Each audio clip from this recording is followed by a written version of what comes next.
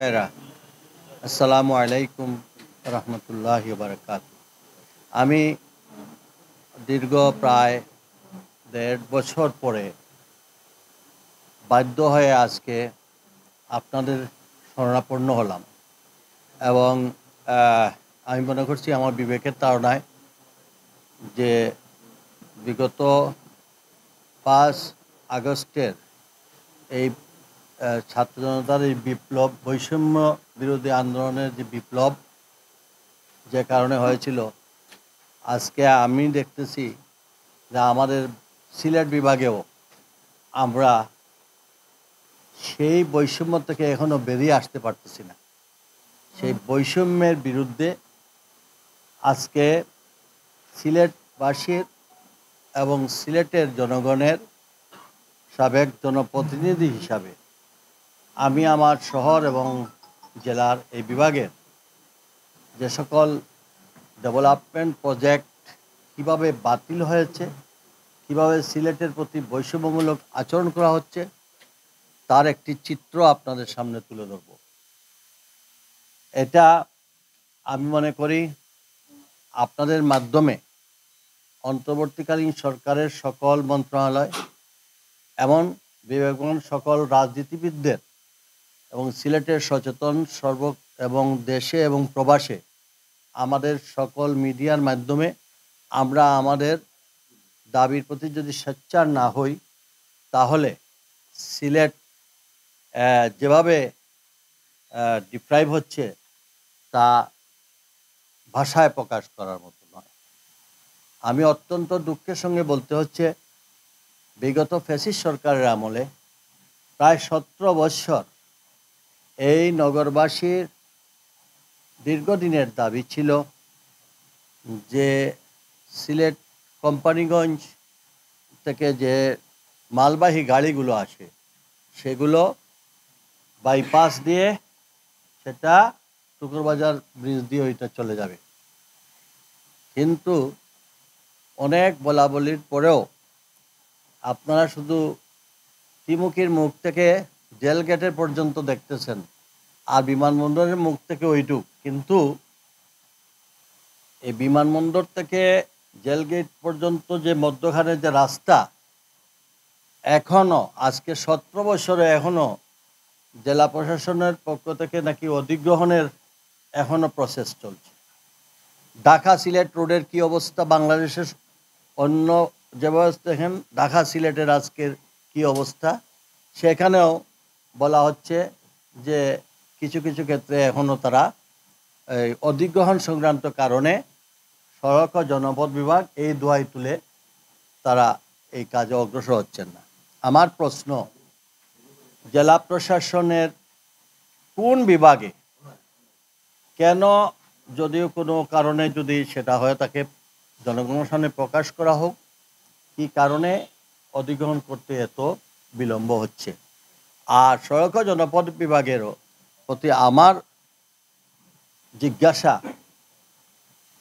যে ঢাকা থেকে বিশেষ করে ওই যে আমাদের যে মহাসড়ক যেটা আসতেছে সেটা লালাবাজার এসেই সেটাকে আবার ডাইভার্ট হয়ে জাফলংয়ে দিয়ে চলে যাচ্ছে। ঢাকা থেকে আমরা বাই রোডে লালাবাজার এসে আবার আমরা শহরে ঢুকতে পারলাম না। এর মধ্যে আমরা আরেকটা প্রতিবন্ধকতার সৃষ্টিতে পড়লাম, কারণ ওইটা আসিয়া জাফলং চলে যাচ্ছে। কিন্তু ওইটা হওয়ার পরে কিন্তু লালাবাজার থেকে অন্ততপক্ষে হুমায়ুন রশিদ চত্বর পর্যন্ত যদি আমাদের না আসা যায়, তাহলে ঢাকা থেকে যে মানে সড়ক পথে যে গাড়িগুলো আসবে সেখানে এসেই তো আবার সেই যানজটের মুখেই পড়বে এবং সেই বিড়ম্বনা। অনতিবিলম্বে এই লালাবাজার থেকে যেন হুমায়ুন রশিদ চত্বর পর্যন্ত এটাকে সড়ক এক্সটেনশন করে রিভাইজ করার প্রয়োজনীয় ব্যবস্থা নেওয়া হয়। দ্বিতীয়ত, আমি আপনাদেরকে একদম স্পেসিফিক বলে দিচ্ছি,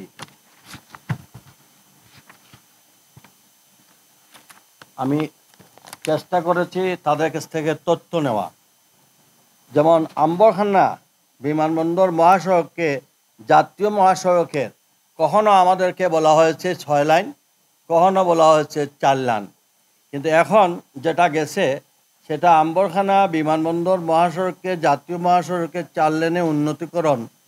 এটা বর্তমান অবস্থায় কি অবস্থায় আছে সেটা আপনাদের সামনে তুলে ধরছি। প্রকল্পটি একনেক সভায় উপস্থাপনের জন্য প্রেরণ করা হয়েছিল।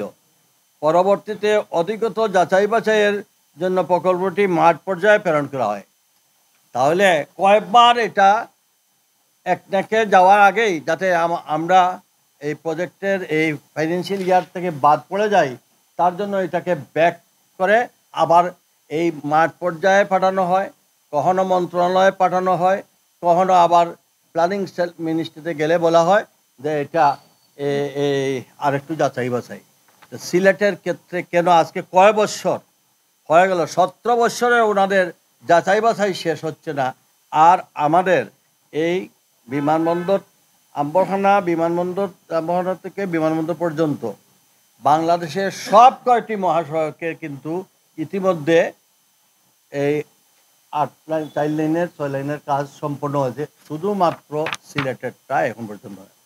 প্রকল্পটি অনুমোদনের জন্য আমার অনুরোধ থাকবে ইমিডিয়েট পরিকল্পনা মন্ত্রণালয় সেটাকে যাচাই বাছাই করে অনুমোদনের প্রয়োজনীয় ব্যবস্থা নেওয়ার। তারপরে ঢাকা সিলেট তহবিল, যেটা আমি একটু আগে বলছিলাম, সেটা ঢাকা সিলেট প্রকল্পের সিলেট জেলার 17টি এলএ প্রস্তাব রয়েছে।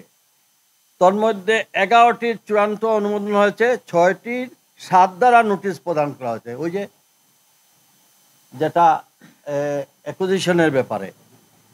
তো 11টি হইতে পারে, বাকি 7টার জন্য আর কয় বছর লাগবে? 17 বছর লাগলো 11টা হইতে, আরও 17-18 বছর লাগবে নি 6টা হইতে। তাহলে আমরা আমাদের এখানে অবস্থাটা কি পর্যায়ে দাঁড়াইতেছে?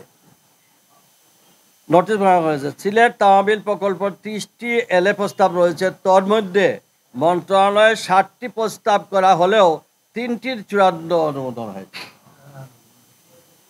সিলেট তহবিল প্রকল্পের 30টি এলএ প্রস্তাব রয়েছে, তার মধ্যে মন্ত্রণালয়ের 60টি প্রস্তাব প্রেরণ করা হলেও তার মধ্যে 3টির চূড়ান্ত, মাত্র 3টের চূড়ান্ত অনুমোদন হয়েছে, অন্য অদ্যাবধি কোনো 7 দ্বারা নোটিশ প্রদান করা হয় নাই। তার মানে আগামী আরও 5-7 বছরেও এই আলোতে, তাহলে আমরা কি ঢাকা সিলেটের এই অবস্থার মধ্যেই আমরা থাকবো? এই বৈষম্য কেন? ঢাকা সিলেট তহবিল প্রকল্পের আওতা বহির্ভূত 23 কিলোমিটার সড়কের প্রস্তুতিকরণ। এটা হচ্ছে ঢাকা সিলেট তহবিল প্রকল্পের আওতা 23 কিলোমিটার সড়কটি 4 লেনে উন্নীতকরণের প্রকল্পটি প্রণয়নপূর্বক ঊর্ধ্বতন কর্তৃপক্ষ বরাবর প্রেরণ করা হয়েছে। উক্ত প্রকল্পটিতে কোনো ভূমি অধিগ্রহণের প্রয়োজন পড়বে না। তাহলে ভূমি অধিগ্রহণের যদি প্রয়োজন না পড়ে, তাহলে এই যেমন এটা হচ্ছে ঢাকা সিলেট তহবিল প্রকল্পের আওতায় লালাবাজার হইতে পীর হাবিবুর রহমান চত্বর পর্যন্ত একটি বাইপাস নির্মিত হচ্ছে। তবে উক্ত প্রকল্পের আওতায় বহির্ভূত লালাবাজার হইতে হুমায়ুন রশিদ চত্বর এবং হুমায়ুন রশিদ চত্বর হইতে পীর হাবিবুর রহমান চত্বর পর্যন্ত প্রায় 23 কিলোমিটার 2 লেন থাকা ঢাকা থেকে লালাবাজার পর্যন্ত 3 ঘন্টা সময় লাগলেও লালাবাজার থেকে সিলেট পৌঁছতে অতিরিক্ত আরও 2 ঘন্টা সময় লাগবে যদি আমরা এটা না হয়। তো এখানে যেখানে জায়গা অধিগ্রহণের কোনো প্রয়োজন নাই, জায়গা অধিগ্রহণ আছে, সেই ক্ষেত্রে 23 কিলোমিটার ডেভেলপমেন্ট করতে অসুবিধা কি? বাকি তো এত অধিগ্রহণই করতে পারেন নাই, এটা জায়গা আছে, এটাকে আপনার জাস্ট পেমেন্ট মিটে মাটি বালাই করে দিলেই হয়, এইটাই করতেছে না। ঢাকা সিলেট তহবিল সড়ক 4 লেনে ও উভয় পার্শ্বের সার্ভিস প্রকল্পের সাথে সিলেট শহরের সমন্বিত সড়ক যোগাযোগ উন্নয়ন প্রকল্পটি অনুমোদনের উদ্যোগ গ্রহণ করা। এখনও মানে এটা লাগে আমি প্রস্তাব করা, এটা অনুমোদন প্রস্তুত করা লাগে।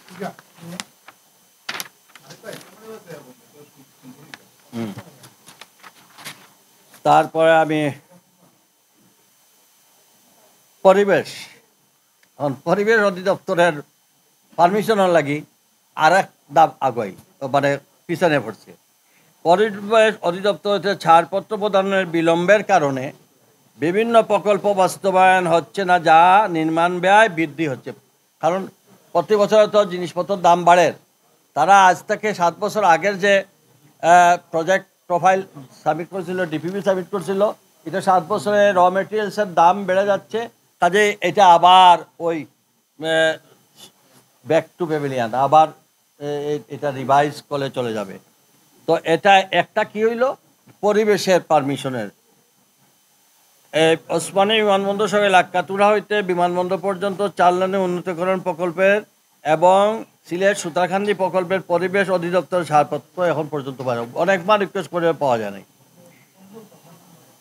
আচ্ছা, ওসমানী বিমানবন্দর সড়কে লাক্কাতুরা হইতে বিমানবন্দর পর্যন্ত 4 লেনে উন্নীতকরণ প্রকল্পে এবং সিলেটের সুতারকান্দি প্রকল্পের পরিবেশ অধিদপ্তরের ছাড়পত্র পরিবেশ অধিদপ্তরে এখনও প্রক্রিয়াধীন রয়েছে। এটার বয়স হয়ে গেছে আজকে 7-8 বছর, এখনও প্রক্রিয়াধীন। জনগুরুত্বপূর্ণ প্রকল্পসমূহের বাস্তবায়নের পূর্বেই পরিবেশ অধিদপ্তর ছাড়পত্র প্রদান এবং সহজীকরণ প্রয়োজনীয় নির্দেশনা প্রদানের জন্য আমি আজকের এই যথাকি মানে জরুরি ভিত্তিতে অনুমোদন করার লাগি আহ্বান করলাম। বর্ষাকাল, বন্যা পরিস্থিতি মোকাবেলায় বিদ্যমান সড়কসমূহ রক্ষার পূর্ব প্রস্তুতি গ্রহণের প্রয়োজনীয় বাজেট প্রদান এবং সমন্বয় সাধন। আপনারা সবাই জানেন আর্থকুইক এরিয়া এবং বন্যা কবলিত এরিয়া, যখন এই বন্যা এফেক্ট হয়ে যায় তখন আমরা নড়াচড়া দিয়ে বসি, কিন্তু বন্যা থেকে এটা করার জন্য যেগুলো প্রয়োজন সেটাতে আমরা খুব একটা খেয়াল রাখি না। এলে এই উজান থেকে নেমে আসা পাহাড়ি ডলে সিলেট অঞ্চলে প্রায় প্রতি বছরই একাধিকবার বন্যা দেখা দেয় এবং আগামী বর্ষা মৌসুমে বন্যার পূর্বাভাস রয়েছে। বন্যায় মূলত একই সড়কাংশ বারবার বন্যার পানিতে নিমজ্জিত। 2024 সনে জুলাই মাসে বন্যায় সিলেট সড়ক বিভাগের 9টি সড়কের প্রায় 55 কিলোমিটার সড়কাংশ বন্যার পানিতে নিমজ্জিত হয়।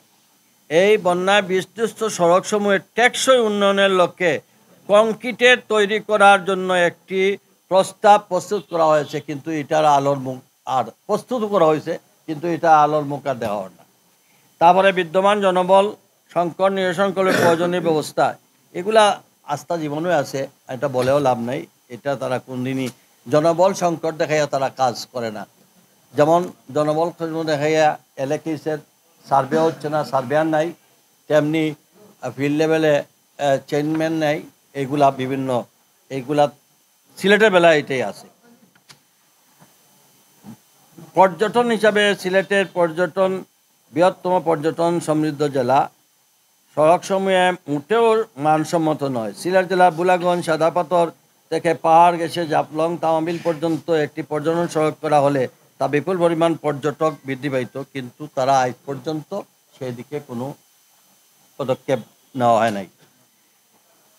কাজে বুলাগঞ্জের সাদাপাথর থেকে পাহাড় গেছে জাফলং তামাবিল পর্যন্ত সড়কটি সম্ভবত ইমিডিয়েট যাচাই করলে এটা কিন্তু এখন যে এই রোডের সঙ্গে কিন্তু এই বিছনাকান্দি সাদাপাথর এইগুলার ব্যবস্থা খুব বেশি খরচ লাগতো না। এটা করলে আমাদের ডেভেলপমেন্ট কিনতে পারে। তারপরে এখন বিমান, সিলেট প্রবাসী অধ্যুষিত এলাকা। বাংলাদেশে একই দেশে দুইটা নীতি হতে পারে না। বাংলাদেশে বিমান এবং প্রাইভেট সেক্টরে যেসব বিমান আছে, ঢাকা চিটাগাং রোড, ঢাকা রাজশাহী বা ঢাকা সৈয়দপুর, কোথাও ফ্লাইটের যে ফেয়ার এটার কোনো হড়পড় হয় না। কিন্তু সিলেটের ব্যাপারে যে ওই যে আমাদের শেয়ার বাজারে যেভাবে উঠানামা করে, প্রতিদিনই সরকারি বিমান এবং বেসরকারি বিমানের তো বলার উপেক্ষাই রাখে না। তারা বাংলাদেশের মানুষ সিলেটিদেরকে মনে হয় যে তাদের কাছে আমরা জিম্মি, আমরা যেভাবে তারা চাইবে আমরা সেভাবে ব্যবহৃত হইব। আপনাদেরকে একটি ফিগার দেখাই। এই গত তারিখে আমি একটা নিয়েছিলাম, গত পরশুদিন, ইউএস বাংলা সিলেট থেকে ঢাকা 19,040 টাকা, একই ডেটে ননস্টপ, একই স্টেটে নবয়ার 21,650 টাকা, খালি সিঙ্গুল যাওয়া। ইউএস বাংলা আওয়া হইল 21,860 টাকা। আর আবার ইউএস বাংলা যাওয়া 21,860 টাকা। মানে এখন যদি 21,000, 20,000, 19,000, কোনো সময় 11,000, কোনো সময় 6,000, কোনো সময় 9,000, তারা প্রতিদিনই প্রতি মুহূর্তে তাদের রেট।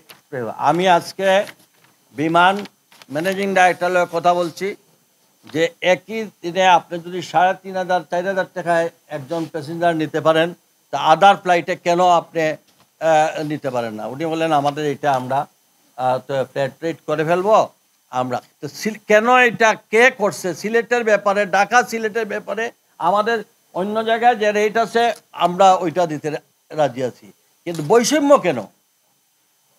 আর সবচেয়ে বড় বৈষম্য করতেছে ইউএস বাংলা, এই যে নভোএয়ার, এরপরে এইগুলা এদের মানে ব্যক্তি মালিকানাধীন এইটা, কিন্তু সিলেটিদেরকে যেভাবে ইচ্ছা এইভাবে ব্যবহার করা হচ্ছে। অনতিবিলম্বে যদি এটা পরিহার না করা হয় আমরা দুর্বার আন্দোলন করব। এবং তার এই বৈষম্যের জন্য আমি দাবি করছি যে অন্তর্বর্তীকালীন সরকার যদি এটার পদক্ষেপ না নেন তাহলে আমরা মনে করব আমাদের সিলেটবাসীর সঙ্গে বিমাতা সুলভ আচরণ করা। আজকে আমাদের কোনো এই অঞ্চলে কোনো লিডারশিপ না থাকায়, আমাদের এই প্রতিষ্ঠা মণ্ডলীতে আমাদের বিভাগীয় এই সিলেট বিভাগের কোনো নেতৃত্ব না থাকার কারণে আজকে আমাদের সিভিল প্রশাসনে আমাদের লোক না থাকার কারণে অন্তর্বর্তীকালীন সরকার আগের এই ফ্যাসিস্ট সরকারে কোনো উন্নয়ন করে নাই। আর পাশাপাশি এই অন্তর্বর্তী সময় 1 বছরের মাথা প্রায় 6-7 থেকে 8 মাস হয়ে গেল।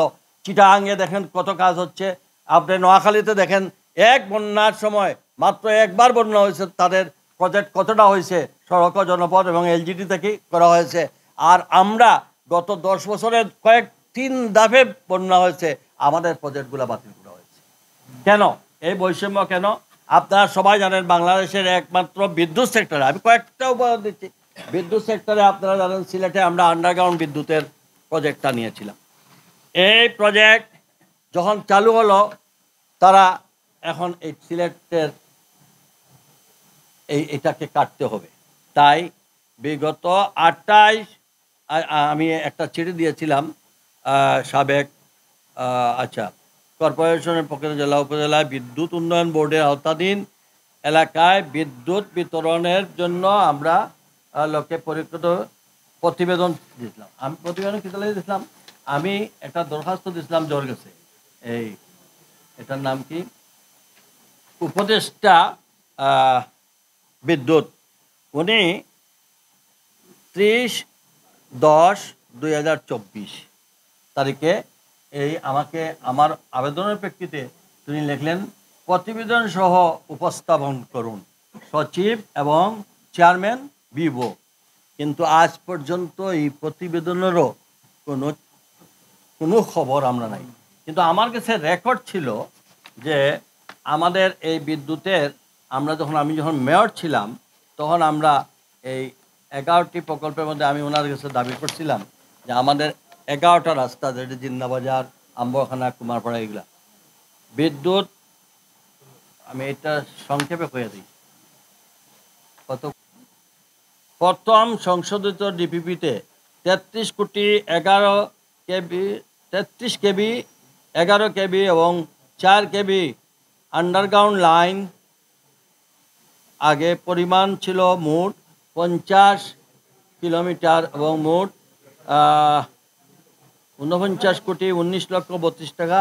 প্রস্তাবিত দ্বিতীয় সংশোধিত ডিপিপিতে 33 কেবি 11 কেবি ও 4 কেবি আন্ডারগ্রাউন্ড লাইন নতুন পরিমাণ মোট 200 কিলোমিটার, মোট ব্যয় 555 কোটি 5,10,600 টাকা প্রস্তাব করা হয়েছে।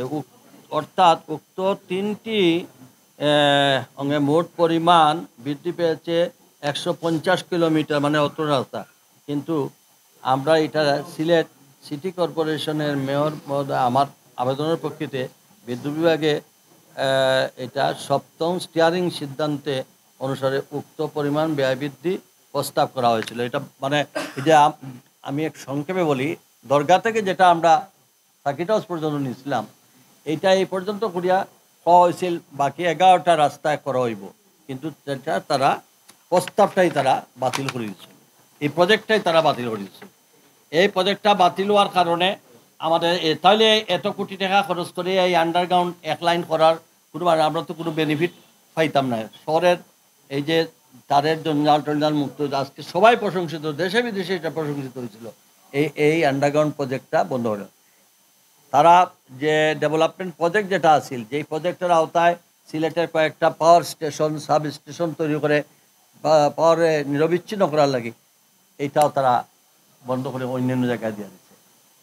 আপনারা খবর লিয়া দরকার, কুমারগাঁও বিদ্যুতের মানে এটা সংস্কার করার লাগে কথা হয়েছিল, এটা না হলেই রোজা মাসও মানে কী ধরনের বিদ্যুৎ অবস্থা হয়। পানি আইলে আপনারা জানেন কুমারগাঁও পানি উঠে যায়, আমরা এগু 2বার প্রোটেকশন দিচ্ছি বালি বস্তা দিয়ে সেনাবাহিনীর সহযোগিতায়, কিন্তু এটা এখন পর্যন্ত পড়ে, তাহলে কি আবার বন্যায় আসলে আমাদেরকে, তার মানে এই সরকার, বিগত সরকার তো নাই, বর্তমান সরকারেরও কোনো, অন্তর্বর্তীকালীন সরকারেরও কোনো আমি কোনো লক্ষণ দেখতেছি না যে সিলেটের এই সকল ডেভেলপমেন্টের বিষয়ে কোনো সজাগ দৃষ্টি আছে বলে।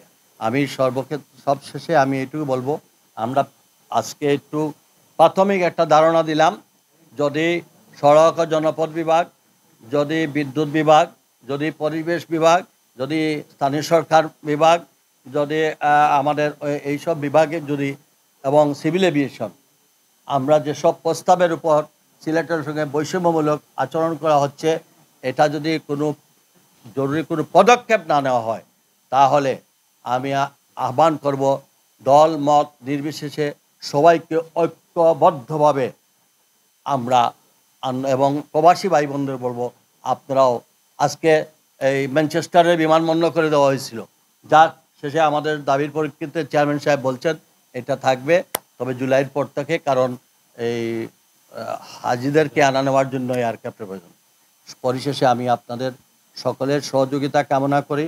আমরা স্পেসিফিক যদি ওনারা কোনো চ্যালেঞ্জে আসেন, আমি আহ্বান করব যে কোনো মন্ত্রণালয়, ওনারা এখানে অথরিটি যারা আছেন, তারা যদি সিলেটের মানুষের মানে যদি বদ্ধতারে তারা দুর্বলতা পাবেন, তাহলে ভুল করবেন।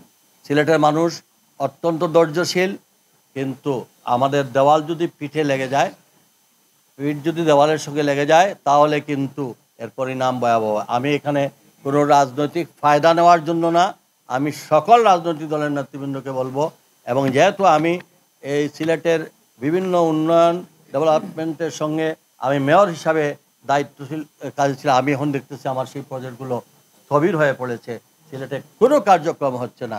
এবং আজকে সিটি কর্পোরেশনে যান, প্রশাসককে দায়িত্ব দেওয়া হয়েছে, কিন্তু জনগণ কি সাফার করতেছে। আমাদের এখানে ওই যে কাউন্সিলর হল দেওয়া হয়েছে, বিভিন্ন প্রশাসনিক, আজকে প্রবাসী অধ্যুষিত এলাকা, আমাদের ভাই বোনরা সাফার করতেছে।